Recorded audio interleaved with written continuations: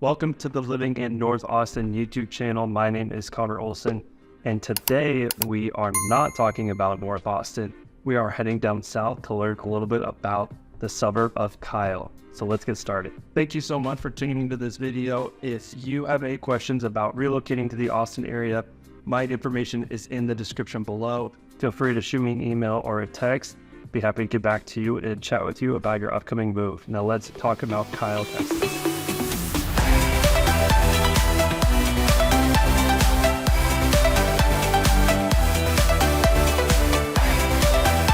So Kyle, Texas is a suburb to the south of Austin. If you take I-35 directly south, you're going to pass through Buda and then Kyle. So Kyle is 2 suburbs removed from Austin to the south. And if you continue past Kyle on I-35, you'll eventually end up in San Antonio. So this suburb is located pretty much in the middle between Austin and San Antonio. Now this area along the south side of Austin and the north side of San Antonio is what we call the I-35 corridor. This I-35 corridor refers to all of the suburbs and the towns along I-35 between Austin and San Antonio that have seen massive growth over the past few years. The main cities along the I-35 corridor are going to be Buda, Kyle, San Marcos, and New Braunfels. Now these 4 cities are seeing tremendous growth over the past 5-10 years.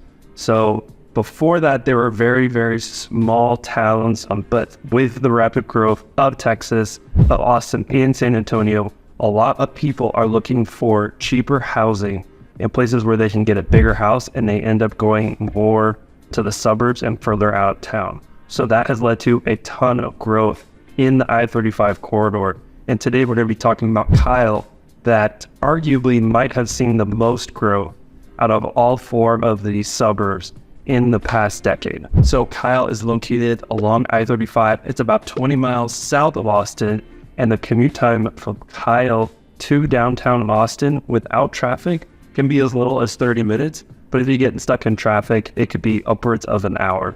So that leads us to the first con of Kyle, and that is going to be the heavy congestion that happens along I-35. Now, just like most parts of Austin, we have a lot of people moving to the area and not great infrastructure. So I-35 regularly gets clogged up. I have been victim to I-35 at rush hour many times, especially coming from Kyle up into Austin. It gets pretty bad. So there's definitely some traffic to be aware of.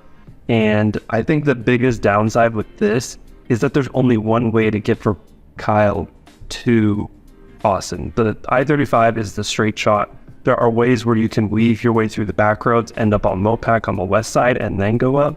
But a lot of times, your best bet is still going to be I-35. So that's the con, is congestion, and also just a lack of options of ways to get to Austin. So Kyle is located about 30 minutes south of Austin, around 22 miles, and that drive will be 30 minutes without traffic and upwards of an hour 15 with traffic.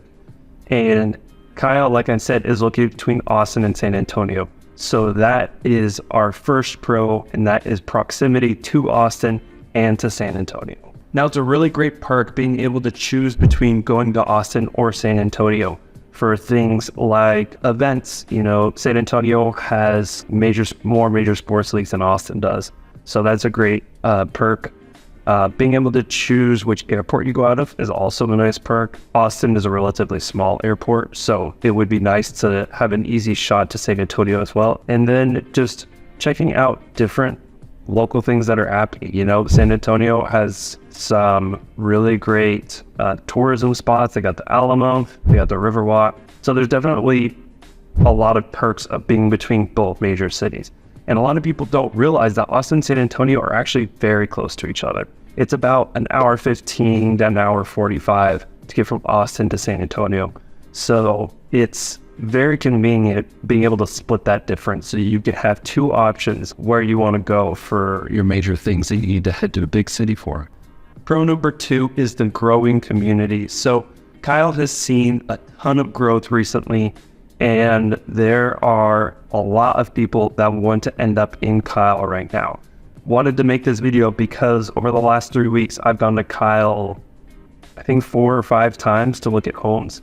And it just surprises me what you can get for a house in Kyle every time I go down there. So for one client, I was going down there looking at homes around $275,000. They're able to get a 1,700 square foot home, which is unheard of in Austin. If you're in Austin, that's going to be a condo in a rundown complex for $275,000. So you can get a brand new construction home for under $300,000, and those builders have some really good incentives right now. I'm recording this in August of 2024, and builders have seen a slowdown in their sales recently. So they're offering a lot of incentives. One of those incentives is lower interest rates. I just got an email right before recording this video that a major builder in the area is offering 4% interest rates for anyone looking to buy a house in one of their communities in the Kyle area. And then 5 minutes after that, I got another email from a different builder also offering a 4% interest rate. So if you are looking to have a bigger home, but also have a lower monthly payment, ending up in a place like Kyle is definitely a good option and definitely something that you should keep on your radar. So just to put it in perspective, the growth that Kyle has seen over the past few decades, I have some statistics from the census, and in 2000, the population of Kyle was 5,000. In 2010, the population was 28,000. And in 2020, the population was 63,000. So it went from 5,000 in the year 2000 to 20 years later, we're at 63,000.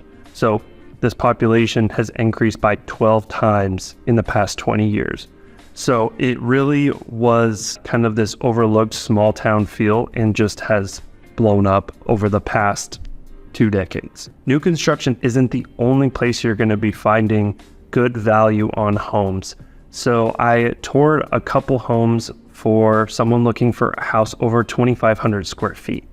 And ideally they're looking for a 4-bedroom, 3-bathroom.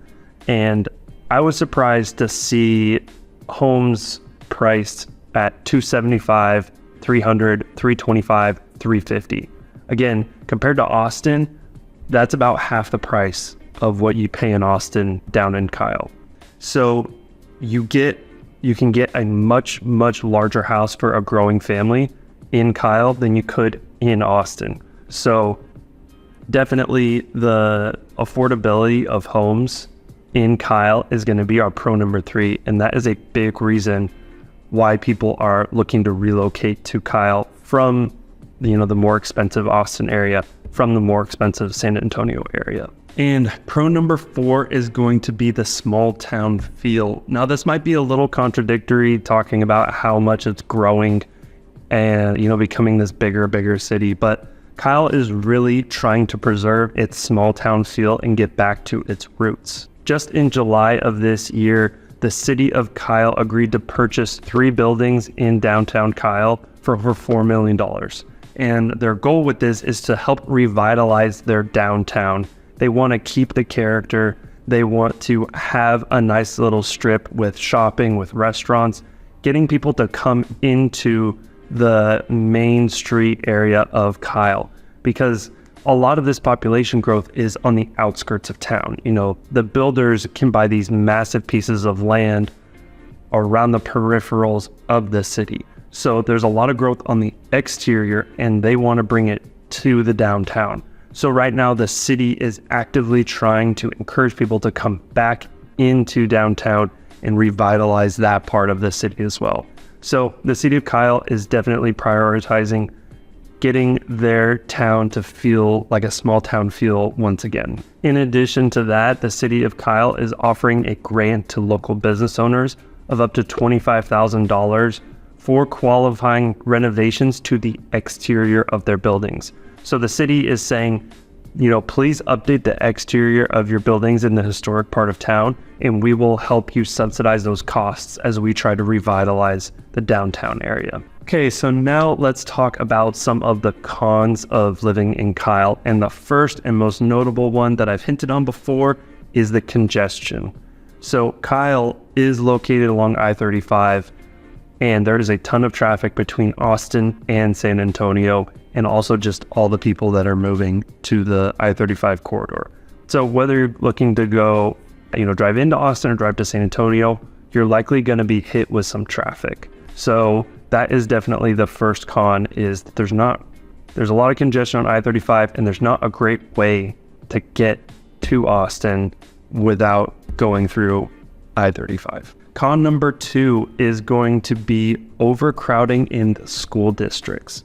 So like I said, with this massive growth that they've seen recently, one of the infrastructure pressures that they're facing is higher enrollment in their public school system. So with that, class sizes have increased. Some of the services that they're able to offer might not be as good as they once were. So that's definitely a complaint that I've heard of people living in Kyle, is the school system is just getting, very, very populated. It's making the school system a little bit worse.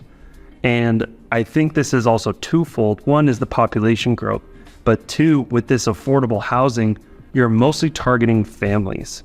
So, the homes in Kyle are typically going to be, 1,800 square feet or more. So like I said, I was touring 2,500 square foot homes.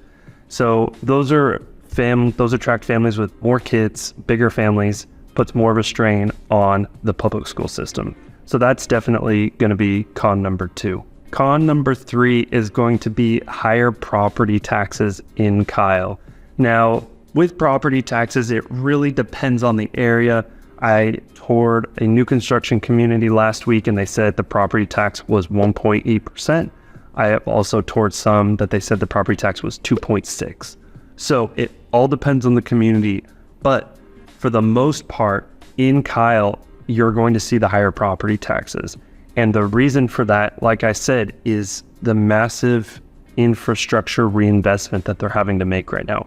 They're having to build new schools, build new roads. They're expanding, utility networks. Things along those lines really cost a lot up front, and they're having to recoup some of those costs by the higher property taxes. So if you are looking to move to Kyle, make sure you double check what the property tax rate is for the house that you're interested in, because a 1% change in property taxes is a fee that you pay the government every single year. And that's 1% of the value of your house. So if your house is $400,000, you're going to pay at least $4,000 every year as long as you own that house. So it really, really adds up. So make sure you double check the property tax rate. That's going to do it for this video. Thank you so much for watching. Again, if you have any questions about Kyle, if you have any questions about which builders have the best interest rates or which ones have the best deals going on right now, again, my phone number is in the description below. You can text me or you can email me. Feel free to reach out. But thanks so much for watching, and I'll catch you in the next one.